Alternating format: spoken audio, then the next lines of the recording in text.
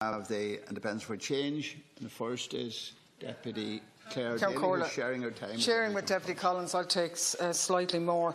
I have to say I find this entire discussion just so utterly depressing from start to finish, and I think we have to start by reaffirming, it shouldn't be necessary, but again it is, that our screening service is a public health initiative which saves lives.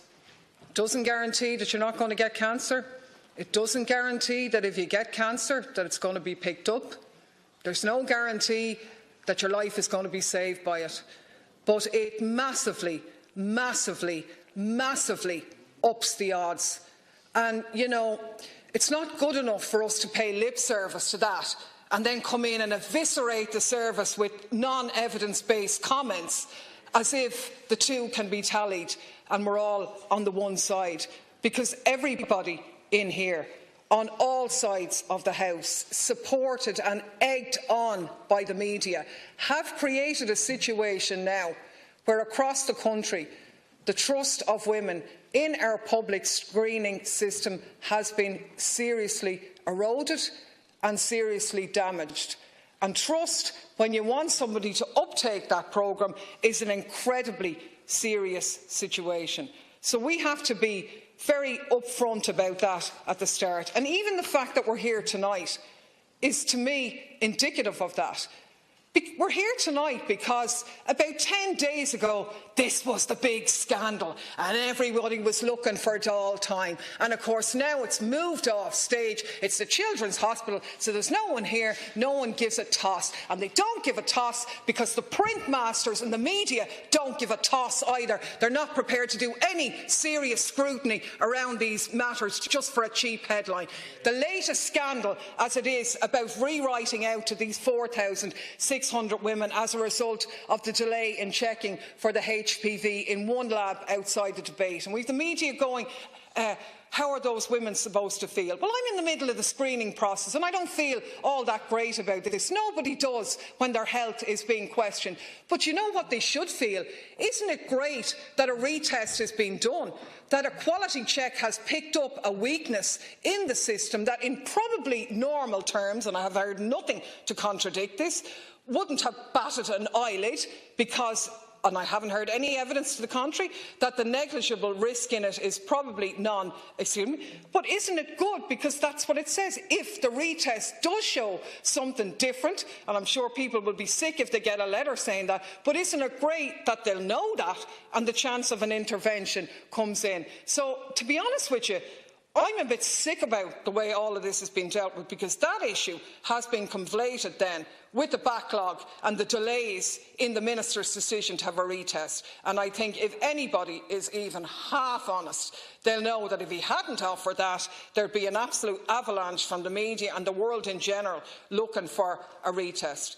So everybody has to take responsibility for this, because it is a fact from what I have seen that medical advice said don't do the retest. It's going to cause problems to our system. The points have been made earlier on. That's a fact.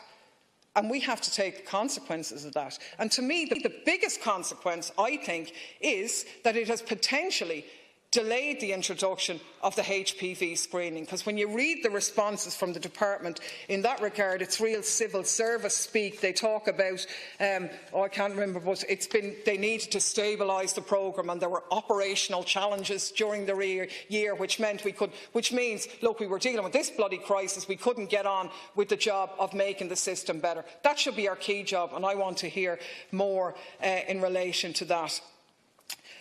19 countries do screening, 12 of them do audits. Of those 12, only 7 use the results. Only 1 has a policy of telling people. So we're different in that. That's not necessarily a worse thing, that's a better thing. Privatisation has caused this, has it? Well, I haven't seen any evidence that it has. Maybe it does, but I haven't seen any evidence that it does. We're all very fond of coming in here and quoting Scally. Scally didn't say, don't continue to use the labs. He did not say that, and I have not seen any evidence that says the rates are any different. It is the case that the US labs are operate to a different standard. But it's not necessarily a lesser standard. Again, I haven't seen evidence that says it's a lesser standard. Honolulu is the capital of Hawaii, I thought, which was a state in America. Now, I don't think America is the be-all and end-all, and an Uffa Dáil record would say that.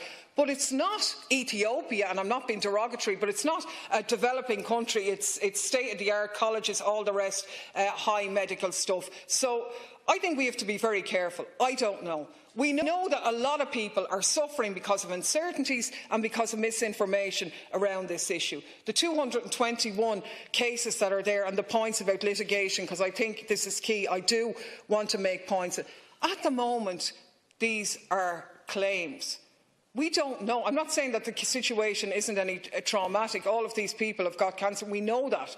But we don't know how many of them were caused by normal, problems, the false negatives, or how many were caused by negligence, how many were so glaring that they should know. We don't know that. We should know that. I'm very concerned, and I would like the Minister to deal with the issues. Why the review by the obstetricians and gynaecologists, why hasn't that been done? We should know, is our rate any different than any others at this stage? That does need to be addressed. But the issues we really need to deal with are the ones that are in our control. And they are the two that Scally did flag as the biggest problem in this regard. And the first is open disclosure and non-open disclosure. And it's all very well for the Minister to come in here now in February and tell us that now we're going to have a headset bill and patient information and safety bill is going to be delivered this year.